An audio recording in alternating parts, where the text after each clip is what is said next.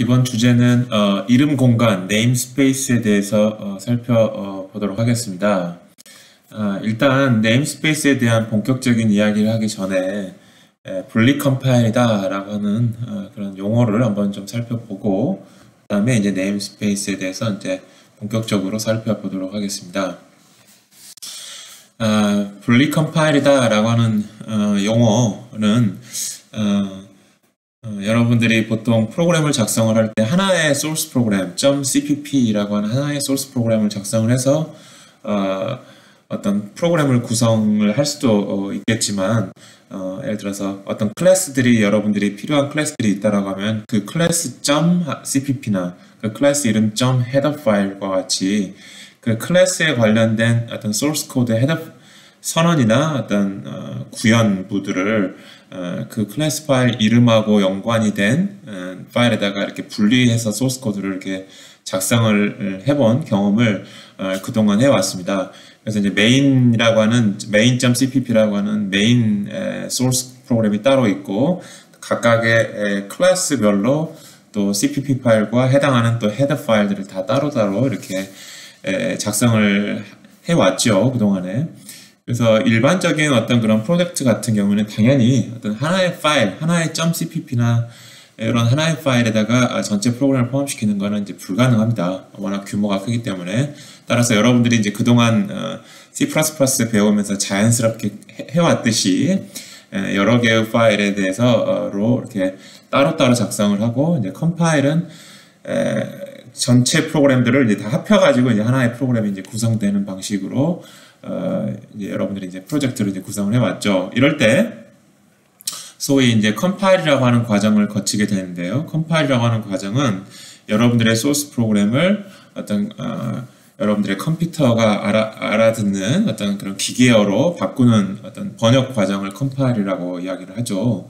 그런 컴파일이 각각의 다 소스 파일 .cpp 단위로 이루어집니다. 요거는 이제 분리 컴파일이라고 이야기를 하고요. 그래서 다 a.cpp를 컴파일하고 b.cpp를 컴파일하고 뭐 c.cpp를 컴파일하고 뭐 z.cpp 파일을 컴파일한 다음에 드디어 이제 main.cpp를 컴파일해서 요 컴파일한 것들을 다 하나로 뭉쳐가지고 뭉치는 작업을 또 이제 링킹 연결한다. 여러 개의 분리된 그런 일종의 목적 파일이라고 그러는데요. 오브젝트 파일이라고 그러는데 컴파일한 결과 오브젝트 파일들이 여러 개 나올 텐데 그런 오브젝트 파일들을 링킹 해가지고 이제 하나의 어떤 executable이나 어떤 라이브러리를 만들게 되죠. 이제 그런 과정, 번역 과정을 이제 분리 컴파일이다라고 이야기합니다. 말 그대로 소스 파일을 따로따로 이렇게 컴파일해서 그거를 이렇게 링킹을 시켰으니까요. 이럴 때 또 이제 어떤 파일들 간에 또 의존성 같은 게 있어서 항상 무작위한 어떤 순서대로 컴파일을 할 수 있는 그런 상황은 아니고 어떤 A라는 어떤 소스 코드를 컴파일하기 전에 미리 뭐 B라는 소스 코드를 뭐 컴파일해야 된다던가 뭐 이제 그러한 어떤 컴파일 관련된 어떤 순서 같은 것도 이제 필요할 때가 있습니다. 일단 그렇고요. 그래서 이제 뭐 이미 여러분들이 지금 여기 C++ 프로그래밍을 배우면서 이미 그렇게 프로젝트 과제 같은 거 실습 같은 걸 해왔기 때문에 뭐 너무너무 자연스러울 것이라고 생각이 듭니다. 그럼에도 불구하고 이제 어떻게 해왔느냐 간단하게 한번 정리를 해보면 뭐 예를 들어서 디지털 타임이라는 뭐 클래스를 사용한 어떤 애플리케이션 프로그램을 작성한다라고 가정을 해보겠습니다. 그러면 디지털 타임이라는 클래스를 선언한 어떤 그런 헤더 파일들을 여러분들이 하나 만들었겠죠. 이제 뭐 디지털 타임.h라고 해도 되고 뭐 간단하게 dtime.h라고 이름을 지었는 모양이네요. 그리고 이렇게 선언된 클래스들의 멤버 함수들에 대한 코드는 여기에 지금 정의가 되어 있지 않기 때문에 않을 거니까 일반적으로. 그래서 이제 cpp 헤더 파일에다가 뭐 멤버 함수라든지 또 필요하면 또 일반 함수 같은 것들을 작성을 해서 이제 구현을 하겠죠. 그럼 그런 구현부들을 똑같은 이름의 이 헤더 파일의 이름과 똑같은 이름의 dtime.cpp라고 하는 확장자를 가지고 여러분들이 만들었었죠. 이렇게 뭐 이런 구조로 만들었다는 거 여러분들 이제 기억을 하실 겁니다. 그럴 때 특히 이제 요 dtime.cpp에는 당연히 요 dtime.header 파일을 include하는 그런 문장들도 선언들도 당연히 필요할 것 같고요. 이렇게 헤더 파일과 cpp가 준비가 되면 이제 드디어 디지털 타임 클래스라고 하는 것을 사용할 이제 준비가 된 것이고요. 이제 그걸 이용해서 이제 뭐 어떤 프로그램을 작성한다. 뭐 예를 들어서 main.cpp라는 이제 프로그램 작성해서 여기서 이제 샵 include dtime.h를 당연히 해야 될 것 같고 디지털 타임 클래스를 사용하기 위해서 그 다음에 이제 뭐 int main으로 시작하는 어떤 main 함수가 여기 이제 있을 것 같습니다. 이런 것들은 이제 application file이라고 이야기하기도 하고 또는 뭐 이런 클래스들을 테스트할 목적으로 요 main.cpp를 작성했다라고 하면 뭐 드라이버 파일이다 뭐 이렇게 이야기를 할 수도 있겠죠. 그래서 이제 비록 디지털 타임이라는 클래스의 소스 코드는 한 줄도 보여주지는 않았지만 이런 식으로 우리가 작성해 왔었지라고 하는 그런 느낌은 여러분들이 좀 충분히 받으실 수 있을 거라고 생각이 듭니다. 이렇게 해서 이제 클래스가 여러 개가 되면은 이제 각각의 클래스별로 헤더 파일 하나, cpp 파일 하나씩 작성을 하게 되는 것이죠. 당연히 분리 컴파일이라고 하는 거는 뭐 피할 수 없는 것일 것 같고요. 일반적인 프로젝트, 조그만 프로젝트를 작성하더라도 소스 코드를 하나만 작성한다는 거는 거의 불가능하게 가깝기 때문에 그럼에도 불구하고 이제 이런 분리 컴파일을 작성을 분리 컴파일 방식으로 이렇게 executable이나 실행 파일이나 라이브러리들을 만들어내는 방식의 이제 장점을 좀 생각을 해보면 일단은 여러 응용 프로그램에서 디지털 타임 클래스를 사용한다. 프로그램 1에서도 사용하고 프로그램 2에서도 사용하고 프로그램 3에서도 사용하고 여러 가지의 프로그램에서 동일한 디지털 타임 클래스라는 걸 사용한다 라고 했을 때는 당연히 디지털 타임 클래스를 다시 작성하지 않아도 되는 장점이 있겠죠. 너무 당연한 이야기일 것 같고 그 다음에 또 하나의 장점은 디지털 타임 클래스를 사용하는 응용 프로그램이 무수히 많다 하더라도 이 클래스는 한 번만 컴파일 해놓고 그냥 연결만 시키면 되는 것이죠. 연결 과정만 있으면 되는 것이지 컴파일하는 과정은 한 번만 해도 되는 것이죠. 그렇게 될 것 같고요. 그 다음에 또 이제 클래스의 디지털 타임이라는 클래스의 어떤 구현부를 변경을 했다고 하더라도 이 클래스 어떤 인터페이스가 바뀌지 않았다라고 하면 그냥 오로지 내부 구현만 바뀌었다라고 하면 그 클래스를 사용하는 응용 프로그램 자체도 변경할 필요가 없는 그런 장점도 있겠고요. 그 다음에 또 디지털 타임 클래스를 한 번만 컴파일을 하면 모든 응용 프로그램에 대해서 그냥 연결만 시켜서 각자 연결만 시켜서 가져갈 수 있기 때문에 당연히 컴파일하는 시간도 어떤 줄일 수 있는 그런 장점도 있겠습니다. 이러한 이유로 이제 분리 컴파일을 이제 사용하고요. 또 여러분들이 그동안에 한 번씩들 해봤던 것처럼 이 디지털 타임이라고 하는 이 클래스의 헤더 파일을 반복해서 막 인클루드를 하다 보면 내가 의도치는 않았지만 중복돼서 이렇게 인클루드가 되어 버리는 어떤 그런 상황들이 이제 발생하게 되죠. 그런 것들을 이제 방지하기 위해서 이러한 이제 헤더 파일 같은 것들을 좀 앞에 이제 프리프로세서에 있는 이런 디렉티브라고 그러죠. GC어라고 그러죠. if not define. 그러니까 각각의 디지털 타임이라는 클래스별로 상수를 하나씩 정의를 합니다. dtime underbar h. 이 상수 이름은 아마도 이 클래스 이름하고 동일하게 사실 이제 짓는 게 좋은 방법, 좋은 아이디어일 것 같고요. 그래서 그런 상수를 하나 정의해가지고 이 상수가 만약에 이미 정의가 되어 있으면 include가 되었다라는 뜻이니까 그걸 새로 include 하지 않겠다. 그런 아이디어로 이 GC어들을 이제 구성을 하게 되는 것이죠. 그래서 dtime h라고 하는 게 정의가 되어 있지 않아 있으면 그 dtime.h라고 하는 상수를 정의하고 요 안에다가 디지털 타임 클래스에 이제 선언을 하고요. 그 다음에 이제 마지막으로 if ndf, shop if ndf랑 쌍이 맞는 shop ndf 이렇게 감싸주는 것이죠. 이렇게 한 다음에 include를 dtime.h를 몇 번을 뭐 그냥 일부러라도 shop include dtime.h를 몇 번을 하더라도 중복돼서 include 되는 것들을 이제 방지할 수 있는 것이죠. 요게 이제 여러 개의 파일들로 분리를 해서 여러분들 프로젝트를 구성을 할 때 복잡하게 헤더 파일들이 인클루드 되는 그런 관계에서 중복돼서 하나의 동일한 헤더 파일들이 여러 번 인클루드 되는 그런 상황들을 이제 방지해 줄 수 있는 하나의 좋은 요령이라고 할 수 있을 것 같습니다. 이제 C++ 같은 경우에는 헤더 파일들을 한다라는 그런 개념이 있고, 그건 사실은 헤더 파일에 있는 소스 코드의 텍스트 내용을 그대로 CPP 파일로 옮겨오는 방식으로 처리를 하게 됩니다. 그런데 이제 자바 같은 경우에는 여러분들이 이런 것들을 한 번도 고민해 본 적이 없죠.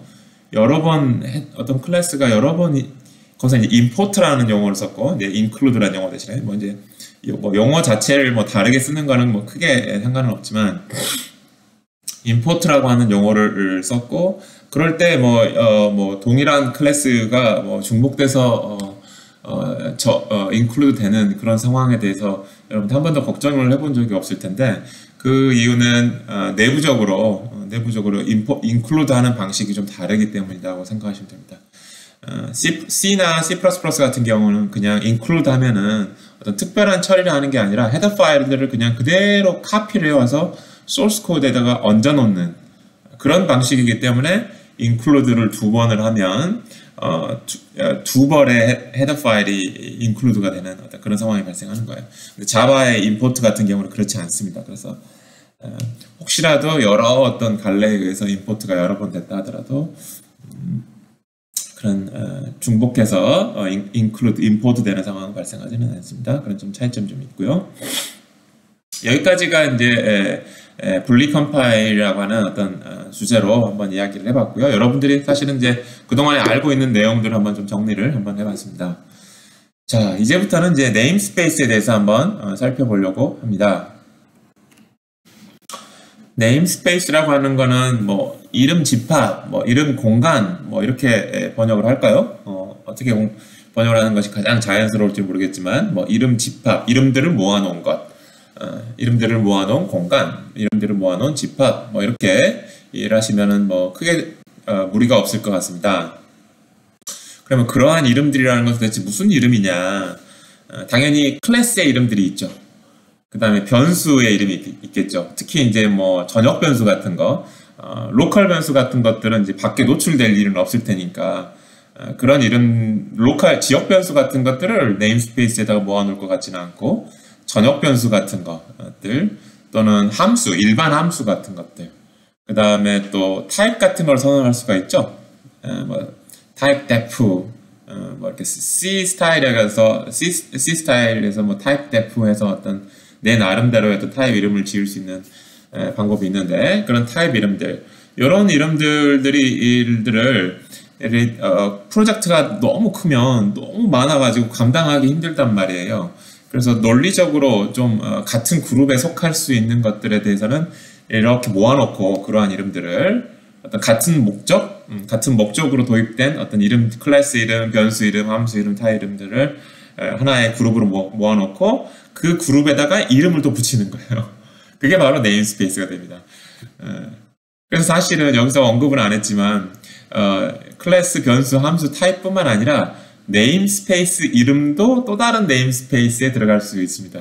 일단 아무튼 그렇고요. 그래서 네임스페이스를 만드는 거는 이러한 키워드를 씁니다. 네임스페이스라고 하는 키워드를 쓰고요. 그 다음에 이제 본인이 원하는 네임스페이스의 이름을 작성을 하고, 그 안에다가 코드를 작성을 하면 이 코드에 포함된 클래스 이름, 변수 이름, 함수 이름, 타입 이름이 바로 요로 name underline space underline name이라고 하는 요 이름 공간에 여기다 집합을 하지 말고 공간이라고 할까요? 자꾸 이렇게 두 가지 이름을, 결국 크게 틀리진 않지만 자꾸 이제 동일한 거를 두 개의 이름으로 이야기를 하니까 좀 여러분들 헷갈릴 수 있을 것 같으니까, 이름 공간의 이름으로 포함이 됐다라고 이제 하겠다는 이야기죠. 아주 쉽죠. 뭐 전혀 어려운 거 없죠. 네임스페이스하고 중괄호 이렇게 블럭을 쳐가지고 여기 안에 작성된 모든 클래스, 변수, 전역 변수, 뭐 일반 함수, 뭐 타입 이런 것들이 다 요 이름 공간 안에 들어간다라고 이제 선언을 하겠다라는 거고요.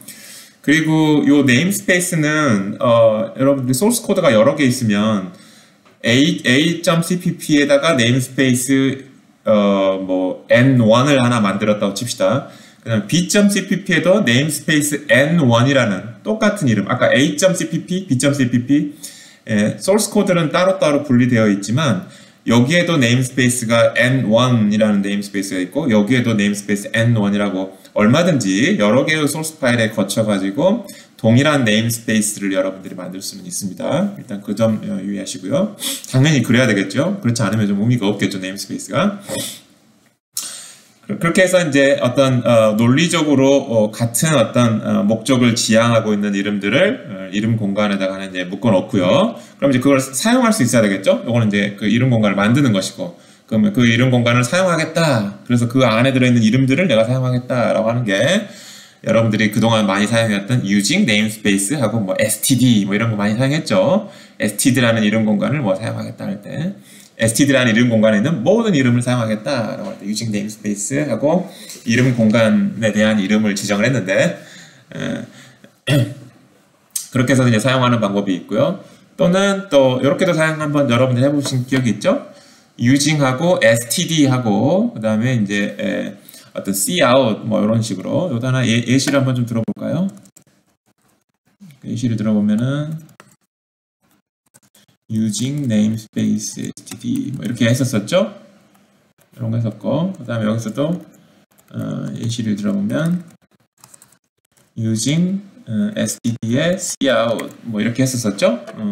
이런 것들을 여러분들이 이것도 한번 해볼까요? 그러면 예를 들면 namespace std 이렇게 해가지고 이렇게 이제 이런 것들이 있었겠죠. 여러분들이 이제 std라는 이름 공간을 이제 사용했다라고 하면 예를 들어서 그래서 어떤 특정 이름만 이름 공간에 있는 특정 이름만 쓰겠다 또는 그 이름 공간에 있는 것들을 다 쓰겠다 이렇게 할 때 이제 여러분들이 using이라고 하는 일종의 지시어 키워드를 사용했던 거 여러분들이 이제 기억을 하실 겁니다. 전혀 낯설지 않은 내용인 것 같고요. 그 다음에 이제 네임스페이스에는 전역 네임스페이스라고 하는 것들이 있습니다. 전역 글로벌 네임스페이스. 이거는 특별하게 네임스페이스가 지정이 안 된 그런 영역에서 선언한 클래스, 변수, 함수, 타입 이런 것들을 다 전역 네임스페이스에 있다라고 이야기를 합니다. 일단요. 이따가 뒤에 한번 살펴볼 거고요.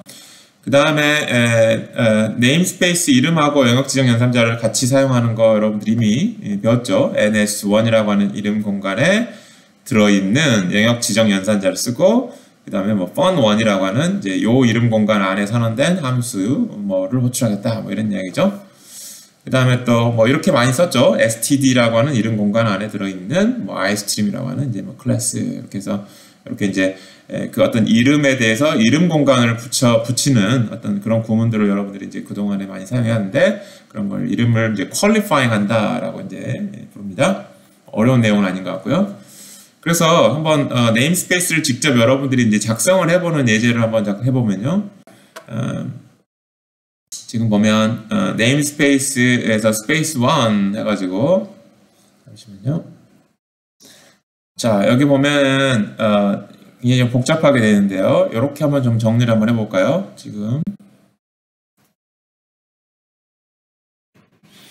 지금 뭐 3개의 example이 있다라고 뭐 가정하겠습니다.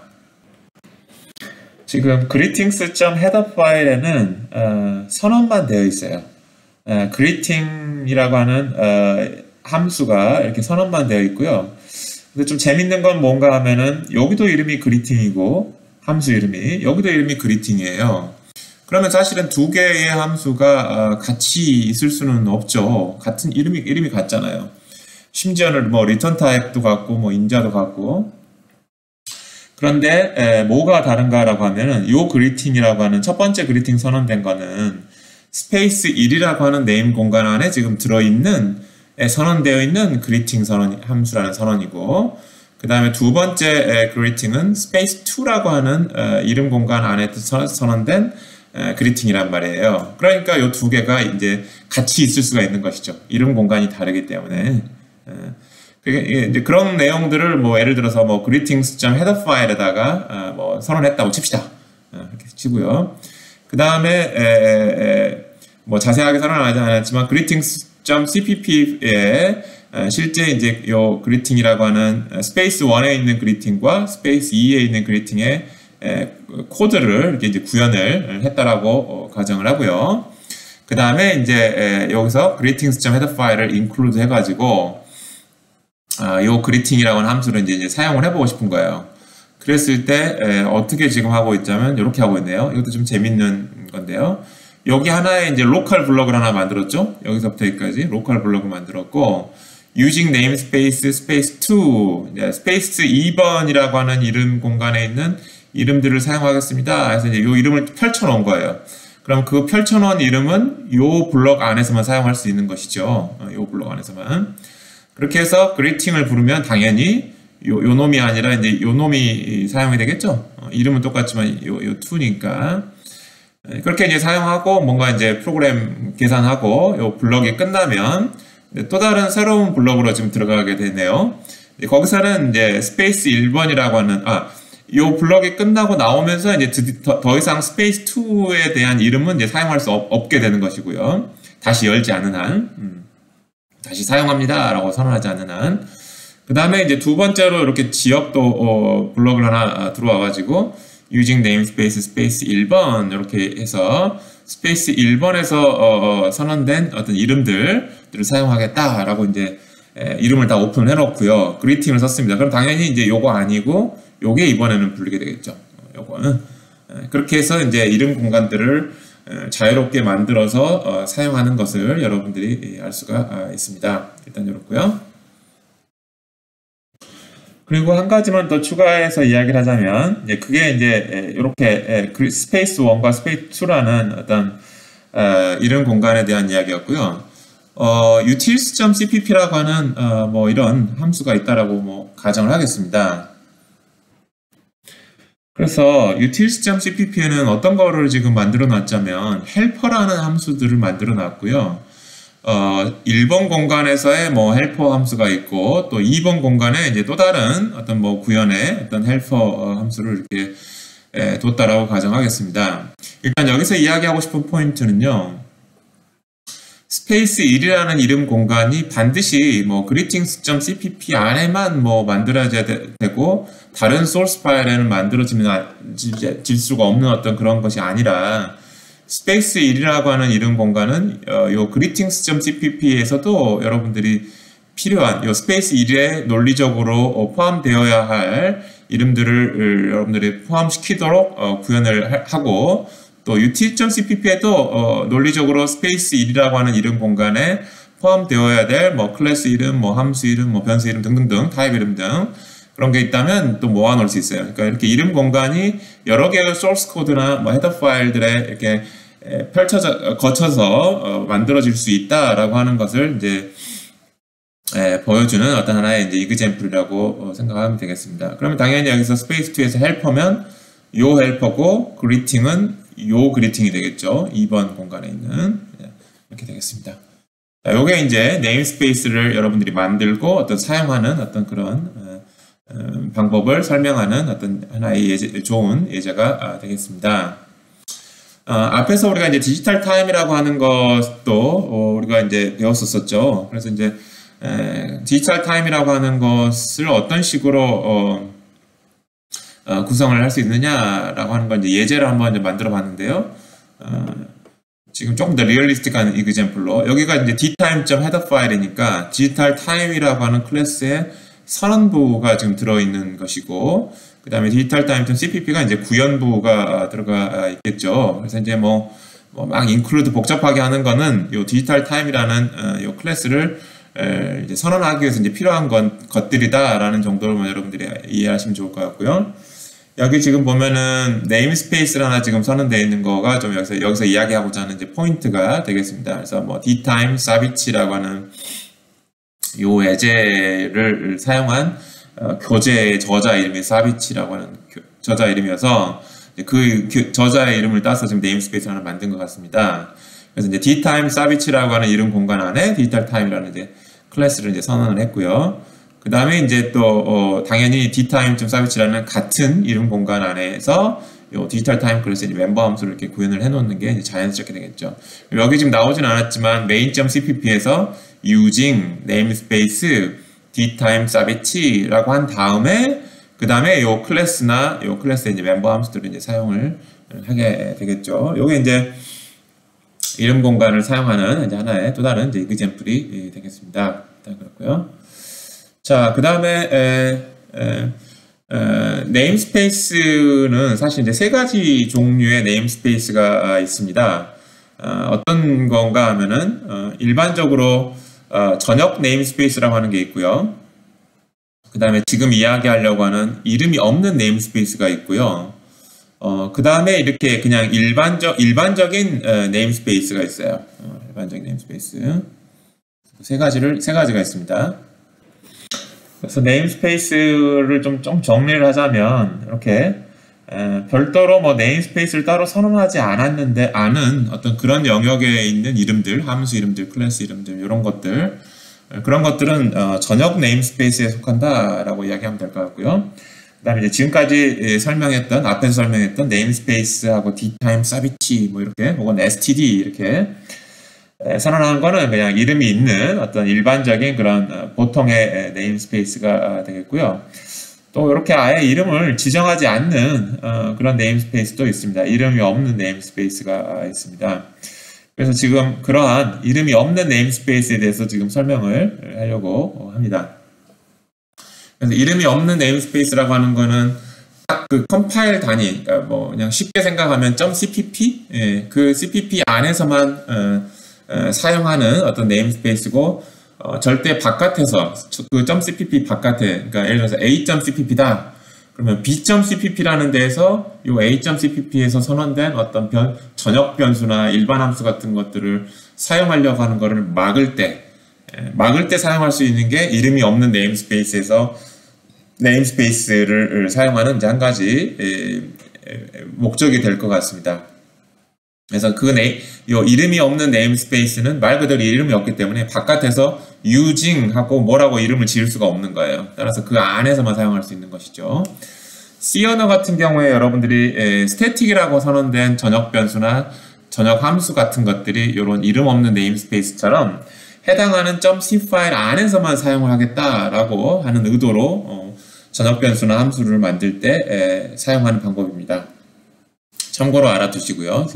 C 언어 같은 경우에 그렇습니다. 그래서 이제 전역 네임스페이스하고 이름 없는 네임스페이스는 분명히 다르죠. 전역 네임스페이스는 모든 프로그램에서 어떤 데에서도 사용 가능한 말 그대로 글로벌하게 전역적으로 사용할 수 있는 이름들이고, 이름 없는 네임스페이스 안에 들어있는 건 말 그대로 그 cpp 파일 안에 컴파일 단위라고 그러는데 그 컴파일 단위 안에서만 사용할 수 있는 어떤 이름들인 것이죠. 그러니까 굉장히 다른 것이죠. 두 개가 이렇게 이제 구분이 되어 있고요.